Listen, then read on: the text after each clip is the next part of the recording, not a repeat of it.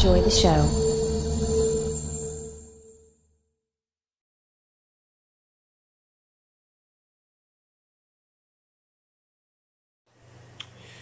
Pirates of the Caribbean: The Curse of the Black Pearl.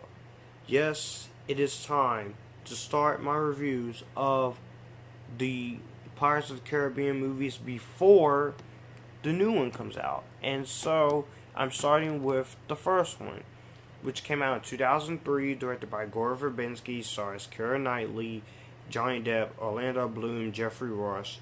And the plot of this movie is that Captain Jack Sparrow arrives at Port Royal in the Caribbean without a ship or a crew. His timing is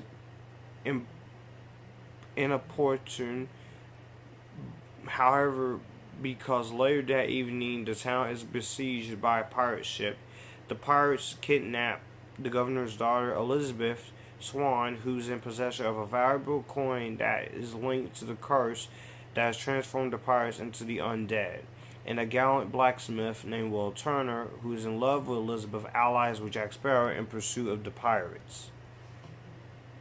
Now, when this movie was made, the pirates genre was not very popular.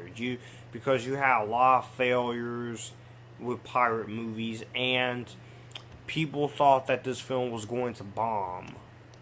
People thought that this movie was going to bomb.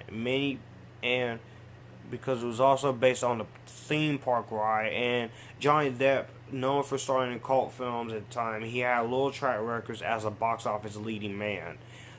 And also, this would be the first Disney movie to be rated PG-13, because the film was too intense when one studio executive said it was too intense for her 5-year-old. And they were confident enough to add the Curse of the Black Pearl subtitle in case sequels were made and to attract other children. And so, that's basically how the movie came to be. Now, this movie, I love Pirates of the Caribbean: Curse of the Black Pearl. It's such a great start to the franchise. You have a lot of great moments in this movie. I think that this film is just awesome, and just this really brought the pirate genre back, and it turned the pirates genre on its head in such a big, profound way. Gore Verbinski was the perfect man to direct this film. He made this movie really, really awesome. And the film, 2003 was not a bad year to release this. With the all other summer blockbuster movies like Bad Boys, and this movie, Boys 2, and The Matrix Reloaded. And this film was awesome. I just love it. And this spawned a franchise that's still going to this day. Pirates of the Caribbean: Dead Man's Chest, El World's End, which were the first two sequels that were shot back to back simultaneously and released in 2 different years. And then On Stranger's Ties, and then Dead Men Tell No Tales. Now, this movie is just great. You have a lot of awesome things in this movie, and I love this movie. Johnny Depp was amazing. Johnny Depp was great.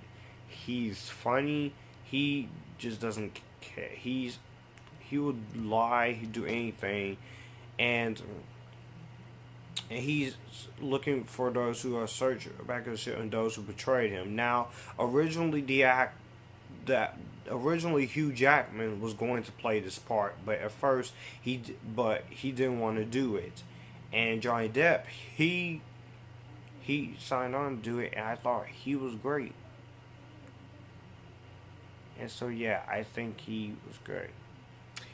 Jeffrey Rush as Captain Hector Barbosa was really good. I loved the part. He is a great villain. He sets the tone for the film perfectly.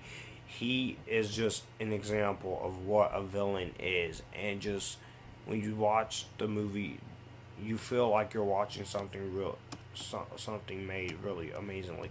Orlando Bloom as Will Turner, he was really great, and I thought he was great as Black. I love the scene with him and Johnny Depp sort of fighting. That scene was cool. And Keira Knightley as Elizabeth Swann, she was really great. I loved her. I loved her in the movie. She was really good. You also got Jonathan Pryce as Governor Weatherby Swan. He's the father of Elizabeth Swann. He's really good in the film. You also got Zoe Saldana in here. Yes, the chick Anna Maria. That's Zoe. That's Gamora from Guardians of the Galaxy in the small part, and she was really good. Jack Davenport as Commodore James Norton. I also really liked. I also liked Kevin McNally as Josh Gibbs, and the rest of the cast is really good too. You just an amazing cast. Now I will say this movie is 2 hours and 23 minutes long. It doesn't feel like it. This movie goes along very fast. It's fast paced. It feels like you're fat. It's fast paced. It doesn't feel like it's under 2 hours. The film is just like wow.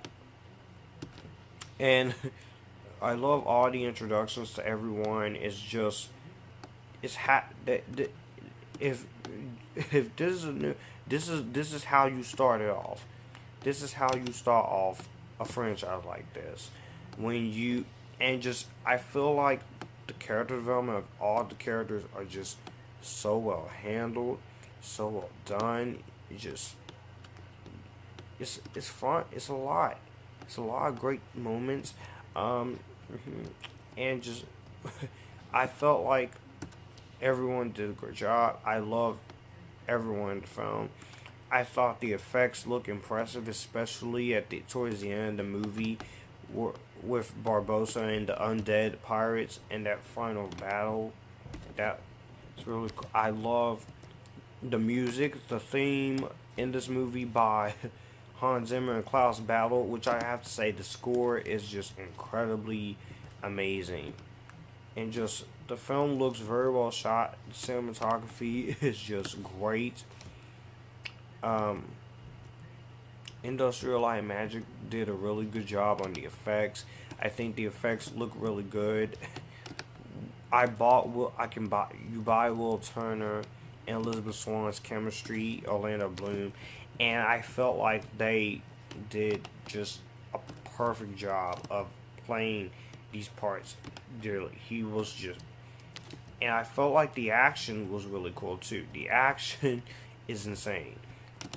There's nothing bad you can say about the action. The action is cool. It's just fun, and just I really thought the movie just excelled so well. This was a game changer for the pirates movie genre, and if it wasn't for this movie, you wouldn't have other pirates movies like pirates who don't do anything. And like I said, the pirate genre was dying back then, and this movie brought it back in such a big way. And this film is just this is anything you could ever want. This is how this is how it's done. This is how you do bring back the pirates genre, and this was great. It was great. I loved it, and just I have to thank Disney for reinventing the pirates genre. And you also had Peter Pan, the 2003 remake of Peter Pan, which I really enjoyed that remake in 2003 as well. So yeah, this movie was awesome. I love this movie. It was great, and just this film is just so well done and just really good.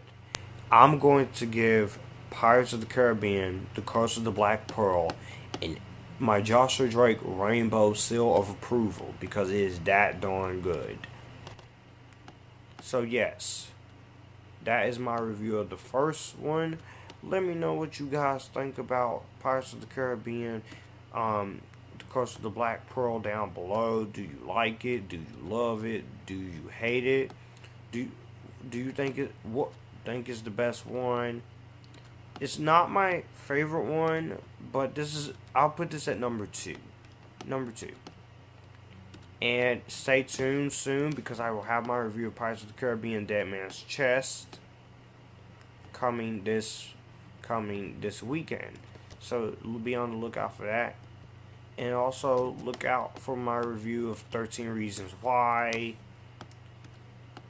So yeah, and if you like, and my updated Star Wars ranking and my updated Harry Potter rankings. So yeah, it's gonna be a lot of stuff coming. And if you like this video, you can click here and we can all have a good time.